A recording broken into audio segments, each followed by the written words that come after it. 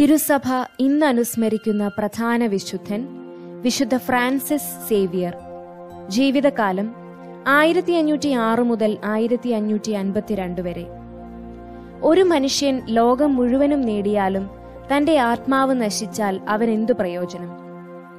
Paris സർവകലാശാലയിലെ ഒരു തത്വശാസ്ത്ര അധ്യാപകനായ ഫ്രാൻസിസ് സേവിയറിനോട് ഈശോ സഭാ സ്ഥാപകനായ വിശുദ്ധ ഇഗ്നേഷ്യസ് ലയോള ചോദിച്ച ചോദ്യമാണിത്.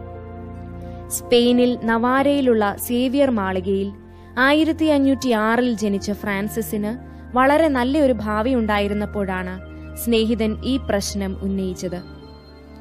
24 വയസ്സുണ്ടായിരുന്ന ഫ്രാൻസിസിൽ സ്നേഹിതന്റെ ചോദ്യം ഉടനടി ഒരു ചലനം സൃഷ്ടിച്ചില്ല എങ്കിലും 5-6 മാസം കഴിഞ്ഞപ്പോൾ ഫ്രാൻസിസ് വിശുദ്ധ ഇഗ്നേഷ്യസിന്റെ ക്ഷണം സ്വീകരിച്ച് ആധ്യാത്മിക അഭ്യാസങ്ങൾ നടത്തി.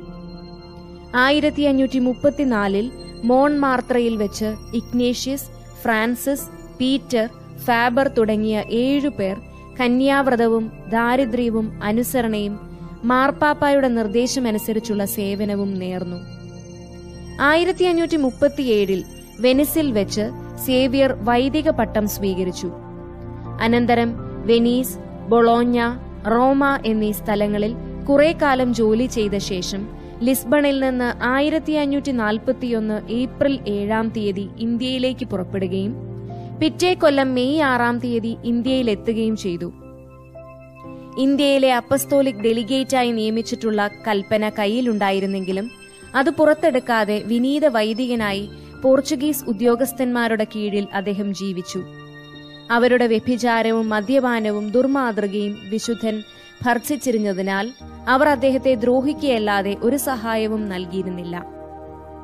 ഇന്ത്യ, മലാക്ക, ജപ്പാൻ എന്നീ 3 രാജ്യങ്ങളിൽ 10 വർഷം സേവിയർ അധ്വാനിച്ചു.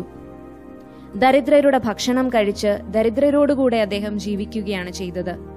മലർപ്പൊടിയും കഞ്ഞിവെള്ളവുമായിരുന്നു ഭക്ഷണം. പകൽ പ്രസംഗത്തിലും പഠനത്തിലും, രാത്രി ദീർഘമായ പ്രാർത്ഥനയിലും അദ്ദേഹം കഴിച്ചുകൂട്ടി. ദൈവം അദ്ദേഹത്തിന് നൽകിയിരുന്ന ആധ്യാത്മിക ആഹ്ലാദങ്ങളുടെ ഇടയിൽ അദ്ദേഹം അപേക്ഷിക്കുമായിരുന്നു, മതി കർത്താവേ, മതി. സങ്കടങ്ങളും കുരിശുകളും വരുമ്പോൾ കുറെ കൂടി കർത്താവേ, കുറെ കൂടി എന്ന് അപേക്ഷിച്ചുകൊണ്ടിരുന്നു.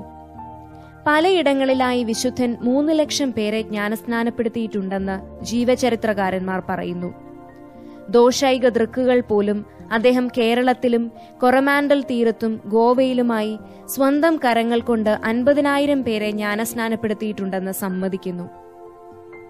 വാടകാസു തിരുവിതാംകൂർ മാർത്താണ്ഡവർമ്മ രാജാവിനെ ആക്രമിച്ചപ്പോൾ വിശുദ്ധൻ ഒരു കുരിശു കയ്യിൽ പിടിച്ച് ഏതാനും ക്രിസ്ത്യാനികളോടുകൂടെ ചെന്ന് ഇനി മുന്നോട്ട് നീങ്ങരുത് എന്ന് പറഞ്ഞപ്പോൾ അവർ മടങ്ങി. അതിന് കൃതജ്ഞതയായി മഹാരാജാവ് വലിയ അച്ഛൻ എന്ന സ്ഥാനപ്പേര് അദ്ദേഹത്തിന് നൽകി. ജപ്പാനിൽ സാധാരണ ജനങ്ങളോട് സംസാരിക്കാനും അവരെ പഠിപ്പിക്കാനും വിശുദ്ധന് സാധിച്ചിരുന്നു. ജപ്പാനിൽ നിന്ന് ഫ്രാൻസിസ് ചൈനയിലേക്ക് പോകാൻ ആഗ്രഹിച്ചെങ്കിലും ഹോങ്കോങ്ങിൽ നിന്ന് 100 നാഴിക തെക്കു പടിഞ്ഞാറ് സാൻസിയൻ ദ്വീപിൽ വെച്ച് ടൈഫോയിഡ് പിടിച്ച് 1552 ഡിസംബർ 2 വെള്ളിയാഴ്ച ഈശോ എന്ന തിരുനാമം ഉച്ചരിച്ച് സമാധാനത്തിൽ മരിച്ചു.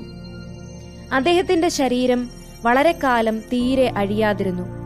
ഇപ്പോഴും പൂർണ്ണമായി അഴിയാതെ പഴയ ഗോവയിൽ ഉണ്ണീശോയുടെ ബസിലിക്കയിൽ അത് ഇരിപ്പുണ്ട്. വിചിന്തനം. വിശുദ്ധ ഫ്രാൻസിസ് സേവിയറിന്റെ വാക്കുകൾ: എനിക്ക് ആത്മാക്കളെ തരിക, ശേഷമെല്ലാം അങ്ങ് എടുത്തുകൊള്ളുക. സ്വന്തം കാര്യം നോക്കാതെ ആത്മാർത്ഥമായി ഈശോയുടെ താൽപര്യങ്ങൾക്കായി പരിശ്രമിക്കുന്ന കൂടുതൽ മിഷണറിമാരുണ്ടായിരുന്നെങ്കിൽ ലക്ഷക്കണക്കിന് ആളുകൾ മാനസാന്തരപ്പെടുമായിരുന്നു.